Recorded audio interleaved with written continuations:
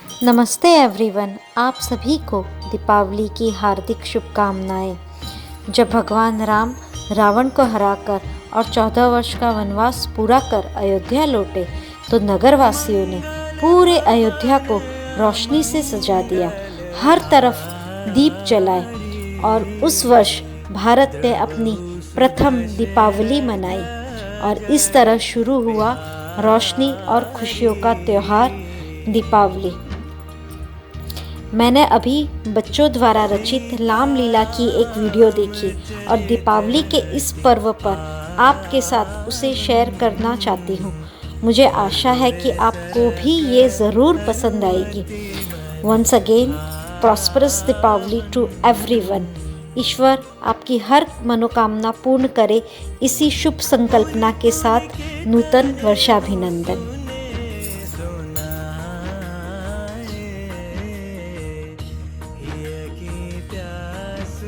बुझत ना बुझाए।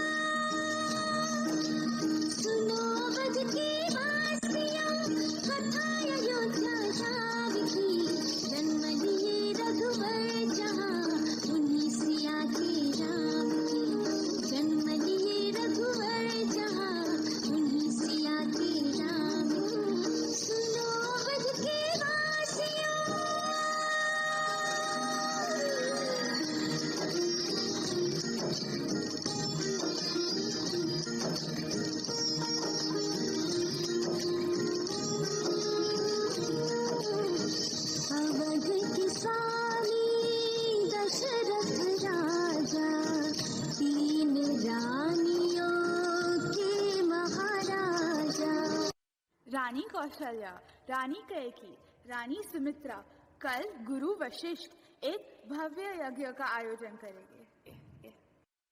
यह तो बहुत अच्छा विचार है स्वामी।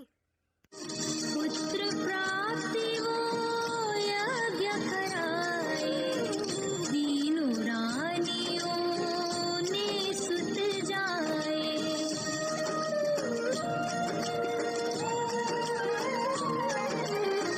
भरत शत्रुघ्न लक्ष्मण रामा, समाए होत गई गुरुकुल धामा। प्रणाम गुरुदेव, मैं दशरथ नंदन राम पूरी मेहनत से ज्ञान प्राप्त करने का वचन देता हूँ। प्रणाम गुरुदेव, मैं सुमित्रा नंदन लक्ष्मण अपने राम भैया की तरह पूरी मेहनत करूँगा। दशरथ नंदन भारत का प्रणाम स्वीकार कीजिए गुरुदेव, मैं भी ज्ञान प्राप्त करने के लिए उत्सुक हूँ। प्रणाम गुरुदेव, मैं सबसे छोटा भाई शत्रुघ्न हूँ और मेहनत करने का वचन देता हूँ। आयुष्मान भव पुत्रो, यहाँ तुम ज्ञान व युद्ध कला दोनों क्षेत्रों में निपुण हो गए। गुरु वशिष्ठ से शिक्षा पाई, किशोरावस्था हो गई आई। कुछ वर्ष पश्चात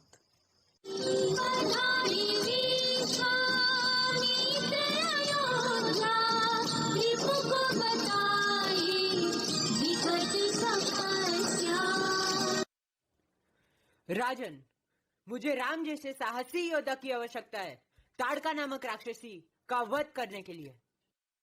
परंतु ऋषिवर, मेरा राम माफ कर देना गुरुदेव, मैं अपने राम को इस संकट में नहीं भेज सकता। आप दशरथ, तुम हमारा अपमान कर रहे हो। ऋषिवर, कृपया शांत हो जाइए, मैं आपके साथ अवश्य चलूंगा। परंतु पुत्र, पिताश्री, आपने ही सिखाया है कि सदैव धर्म के मार्ग पर चलना चाहिए और आज आप ही मुझे रोक रहे हैं। तुमने उचित कहा पुत्र, परंतु ध्यान से जाना राम। प्रणाम पिताजी। हमें शीघ्र ही प्रस्थान करना चाहिए राम। रुकिए गुरुश्रेष्ठ, मुझे भी अपने साथ ले जाइए। बाल्यकाल से मैं सदैव राम भैया के साथ रहा हूँ। कृपया मुझे भी आने की अनुमति दीजिए। अवश्य पुत्र।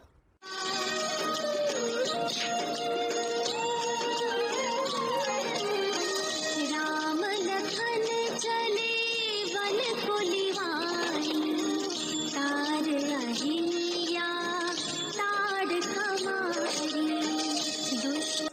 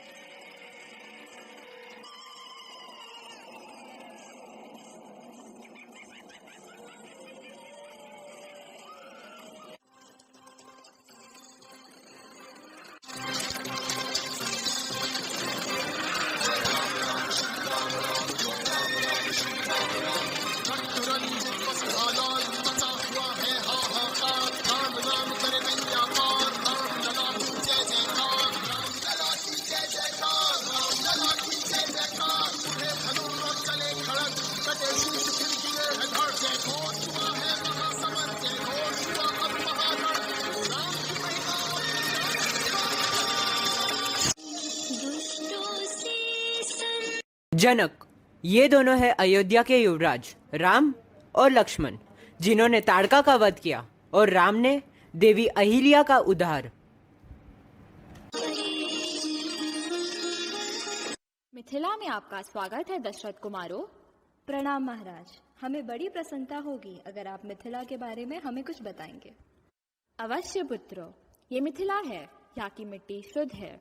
यहाँ हम प्रकृति के साथ रहते हैं। मेरा कोई पुत्र नहीं है, परंतु इस बात का हमें कोई पछतावा नहीं, क्योंकि मैं चाहता हूँ कि जनक को उसकी पुत्री जानकी के नाम से जाना जाए। सीता। सीता। शीघ्र ही सीता का स्वयंवर है, आप अवश्य आना। अवश्य जनक नरेश। स्वयंवर का दिन जो ये प्रत्यंचा चढ़ाएगा वही होगा सीता का योग्य वर। और स्मरण रखना, ये वही कर सकेगा जो केवल इस जन्म में नहीं, प्रत्येक जन्म में सीता का पति रहा होगा।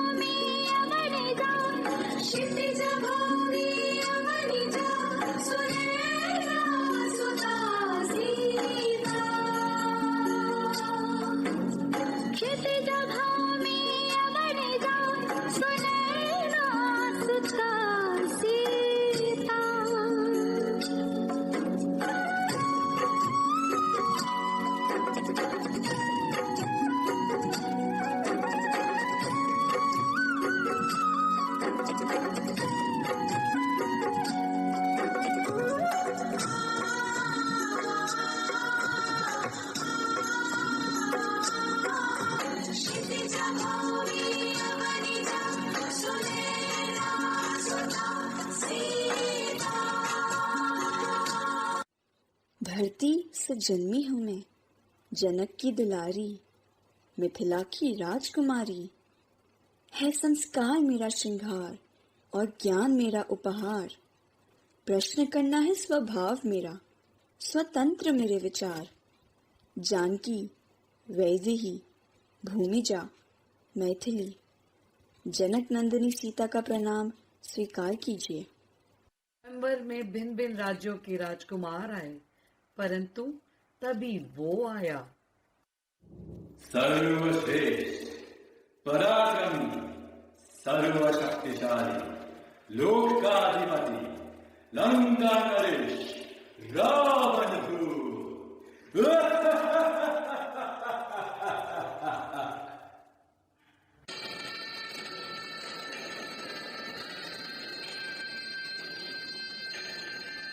जनक, मैं मेरे भगवान महादेव का सबसे बड़ा भक्त हूं। इस धनुष को तो मेरे महल में होना चाहिए, पर कोई बात नहीं, अब यह धनुष भी मेरा होगा और सीधा भी।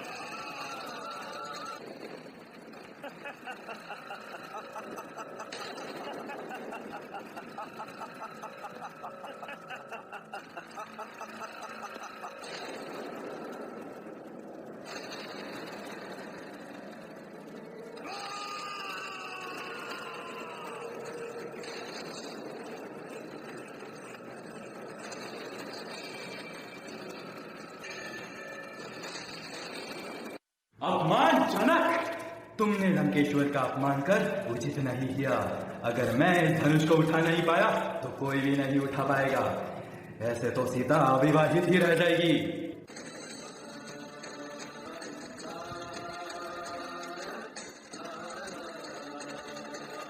अब वो आए जिनका इंतजार सीता को था।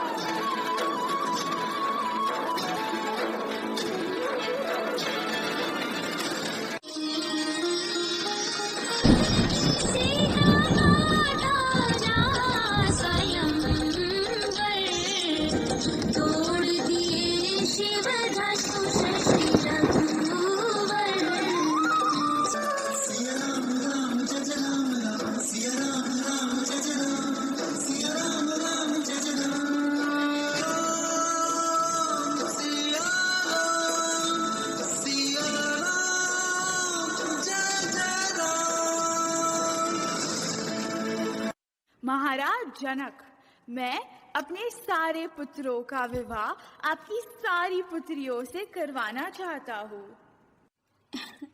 मांडवी, उर्मिला, श्रुतकीर्ति, मैं बहुत प्रसन्न हूँ आज। अरे दीदी, मुझे सदा यही डर था कि आपके विवाह के पश्चात हम चारों बहनें अलग हो जाएगी। सत्य कहा तुमने, मैं भी बहुत प्रसन्न हूँ। जी दीदी, अभी हम चारों बहनें सदैव साथ रहेंगी। इससे अधिक प्रसन्नता की बात कोई हो ही नहीं सकती। चार कुंवर का ब्याह रचाए, जनक अवधपति सब हर्षाए।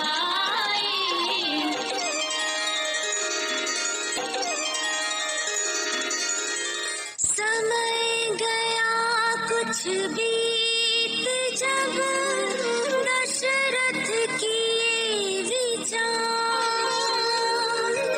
राज तिलक करु राम का रीति नीति अनुसार।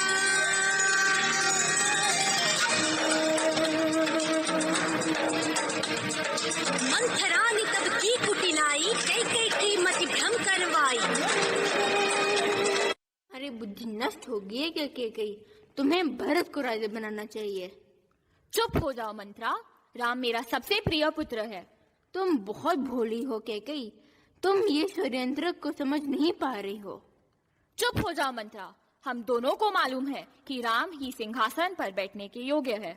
अपनी संतान अपनी ही होती है रानी कई, और तुम्हारी संतान राम नहीं भरत है। परंतु राम ज्येष्ठ पुत्र है, महाराज भरत को क्यों राजा बनाएंगे? आप समय आज्ञा है कई, महाराज ये दो वचनों को मांगने का। अगर राज्य अभिषेक होगा तो केवल मेरे पुत्र भरत का। कई उपभवन को मांग लिए तो दिए वचन को, राज तिलक करो भरत लाल की, आज्ञा राम को देश निकाल की। देख के कई काय रूपा, भूमि गिरे ये वचन सुनी भूपा।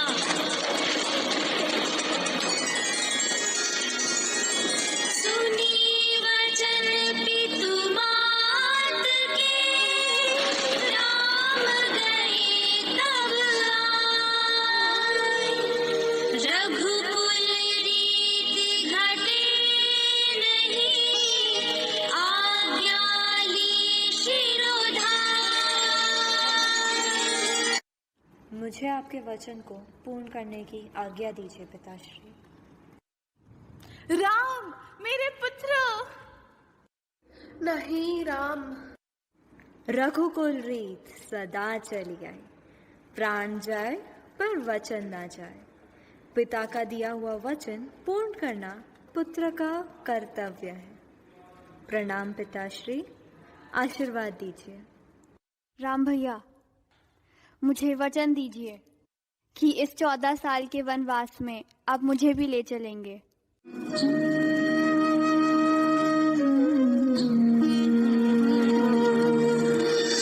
जाने लगे जब रघुवर वंदो, संग चली सिया छोड़ सुखन को। रघुनंदन, मैं भी चलूंगी आपके साथ वनवास। परंतु वन में जीवन बहुत कठिन होगा सीते। परंतु राम के बिना सीता का जीवन ही असंभव है। सती सिया रघु की परछाई, धर्मपति व्रता का है निभाई। उर्मिला, मैंने तुमसे आज तक कुछ नहीं मांगा। आज मुझे वन में जाने की आज्ञा दे दो। जी स्वामी, आप जाइए, अपना कर्तव्य निभाइए। मैं आपकी प्रतीक्षा करूंगी।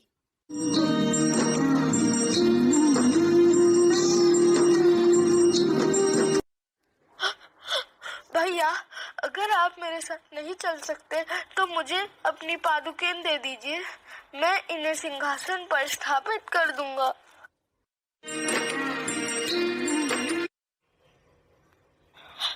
भैया, आपका ये दास आपके लिए 14 वर्ष इंतजार करेगा। यदि आपको वापस लौटने में एक दिन का भी अधिक समय लगा तो मैं अग्नि स्नान कर लूंगा। इस प्रकार भरत ने राम की 14 वर्ष तक इंतजार करने की प्रतिज्ञा ली। पथरीले पथ पर पगधारी चले विदेह की ये सुकुमारी, वर्षा धूप सहे दिन रहना, पर हर्षित थे और नैना। सीते, आप प्रकृति को कितने अच्छे से समझती हो। कौन अपनी जननी को नहीं जानता। प्रकृति सदैव बदलाव से पहले हमें संकेत दे देती है। जैसे बाढ़ से पूर्व पक्षी अपने घोंसलों को पक्के पेड़ पर बनाकर हमें संकेत देते हैं। सच में भाभी, आपके कारण हम वन में रहने के लिए उचित स्थान ढूंढ पाते हैं।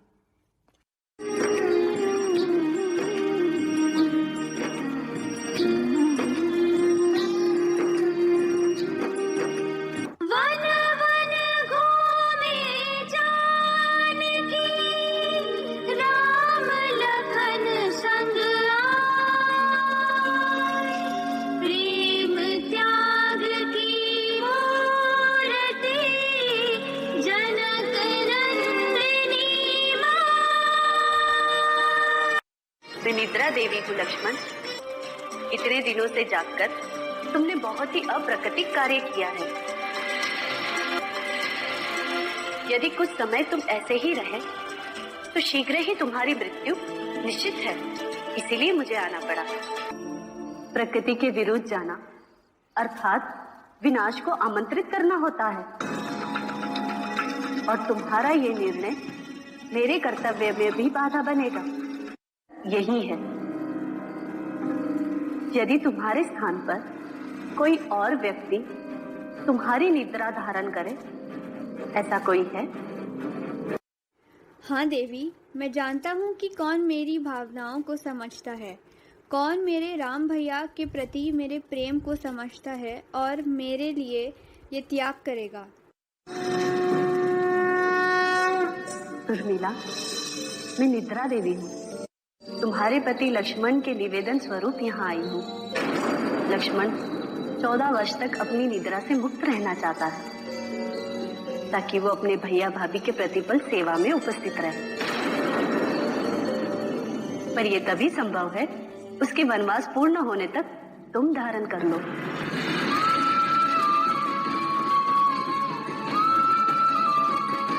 देवी, ये तो मेरा सौभाग्य होगा यदि मैं सुमित्रा नंदन की उनके कर्तव्य निर्वाह में मदद कर पाऊंगी। मन में उमंग लिए सिया प्रेम रंग लिए, अवधपति के संग वन वन जाती है। कभी चली नैया वन तो कभी खेवैया वन, राम के लिए हर धर्म निभाती है।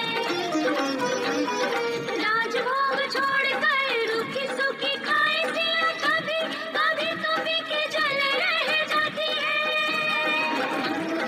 लाज रघुकुल की है मर्यादा, राम की तो माता बन लखन पे ममता लुटाती है। सेवा दिन रात करे स्वामी श्री राम की, श्रद्धा के सुमन नित चरण चढ़ाती है। ये कौन सुंदर पुरुष है? मुख पर तेज तो युवराजों के भांति है। सुनिए, मेरा नाम है श्रूपनखा, रूप की रानी। मेरी आपसे विवाह करने की इच्छा है। मुझे अपनी पत्नी के रूप में स्वीकार कीजिए। अपनी मर्यादा का उल्लंघन ना करे देवी। मैं विवाहित हूँ और मैंने सदैव एक विवाह करने का वचन लिया है।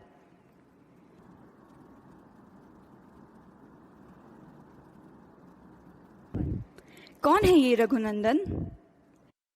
तो ये है वो स्त्री जिसके कारण मैं राम को अपना नहीं बना पा रही हूँ। नारी, तेरे इस दुस्साहस के लिए केवल एक ही दंड उचित होगा। याद रखना, इस अपमान का बदला इस स्त्री को भुगतना पड़ेगा। ये दंड अनुचित था लक्ष्मण। ऐसा करके तुमने नारी की गरिमा को ठेस पहुंचाई है। मत भूलो, नारी का अपमान सदैव विनाश का कारण बना है। इस अनर्थ का परिणाम भी घातक होगा। समय गए हुई एक अनहोनी स्वर्ण मृग पर सिया लुभानी। रघुनंदन, वो देखिए स्वर्ण मृग। अरे वो तो आहत लग रहा है। स्वामी, उसे मेरे लिए ले आइए, मैं उसका उपचार कर दूंगी। मृग लाने तब गए रघुनंदन, हाथ लगाए बैठा दशानन। सीता, सीते। लक्ष्मण, तुम्हारे भैया संकट में प्रतीत होते हैं। तुम्हें उनकी सहायता करने के लिए तुरंत ही जाना चाहिए। गए लखन जब खींच के रेखा, उचित ये अवसर रावण देखा। ब्राह्मण बन के की चतुराई, भूख प्यास की व्यथा सुनाई। कोमल सरल सिया नहीं जानी, रावण का छल नहीं पहचानी। रेखा लांगी धर्म में पड़कर, ले चला रावण बदल कर। रोई सियासत बहुआ कुलाई, कहाँ हो आओ हे रघुराई। कोई सिया का नहीं सहायक, ले गए लंका लंका नायक। सीता, सीते, कहाँ हैं आप? सीता, आपने मेरी सीता को देखा? वो तपस्वी रूप में थी। यही सीता, आपने मेरी सीते को देखा?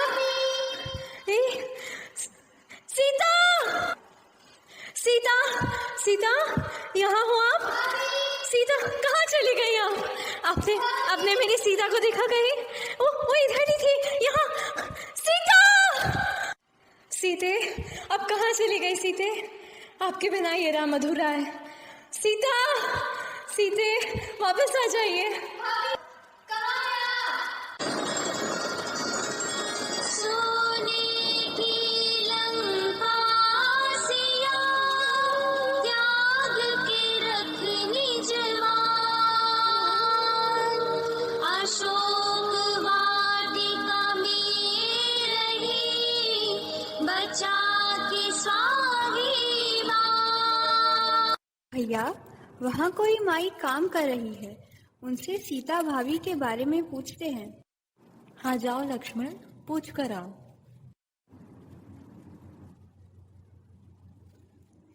माता, हमें दक्षिण दिशा की ओर प्रस्थान करना है, कृपया हमारा मार्गदर्शन करें। हाँ, मार्ग भी बताती हूँ, परंतु बहुत थके हुए लग रहे हो, कुछ खा लो। वो महापुरुष कौन है? वो मेरे भैया हैं, दशरथ नंदन राम। आप कुटिया के द्वार पर तो आ गए, लेकिन अंदर नहीं आएंगे? हमारा सौभाग्य होता माता, परंतु हमें अति शीघ्र दक्षिण दिशा की ओर जाना है। पुत्र, तुमने मुझे माता कहा? माता के हाथ का थोड़ा सा तो भोजन ग्रहण कर लो। क्षमा करे माता, आज थोड़ा जल्दी में हूँ। दशरथ नंदन, आपके स्पर्श मात्रा से देवी अहिल्या का उद्धार हो गया था। इस शबरी की कुटिया में आकर इसे करुणा का एहसास दिला दो। पर मैं भूल गई थी, इस श्रापित बुढ़ी औरत के घर कोई नहीं आना चाहता। क्षमा कर दीजिए माँ, मैं आपकी इस श्रद्धा को पहचान ना सका। माँ, भोजन नहीं कराओगी? तीव्र भूख लगी है। आप मेरे यहाँ भोजन करेंगे? आइए आइए। क्षमा कर दीजिए प्रभु, मैं आपको खट्टे बैर नहीं खिला सकती, इसीलिए मैंने ये बैर आपको चख चख के दिए हैं। परंतु ये शबरी के झूठे बैर है, आप ग्रहण करेंगे? अवश्य माता, ये झूठे नहीं है। इनमें तो आपका प्रेम भरा हुआ है। मैं इन्हें अवश्य ग्रहण करूंगा। चख चख के फल राम को दीनी, प्रेम भक्ति ने सुध बुध चीनी।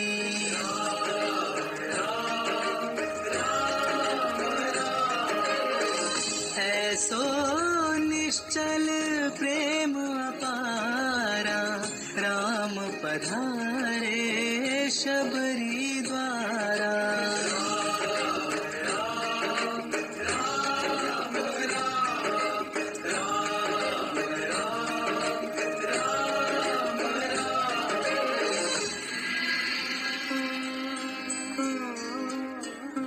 भरे ये बेर भी झूठे, राम को लगते पावन मीठे।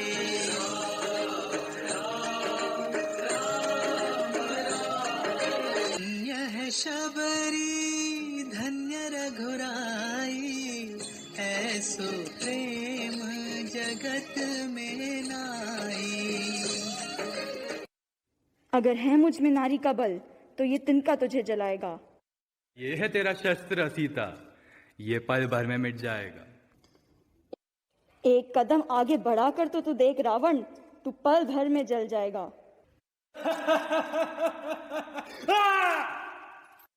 आएंगे जब स्वामी मेरे, तब ये रावण जान से जाएगा। अंत समय में ये रावण भी राम राम कह जाएगा।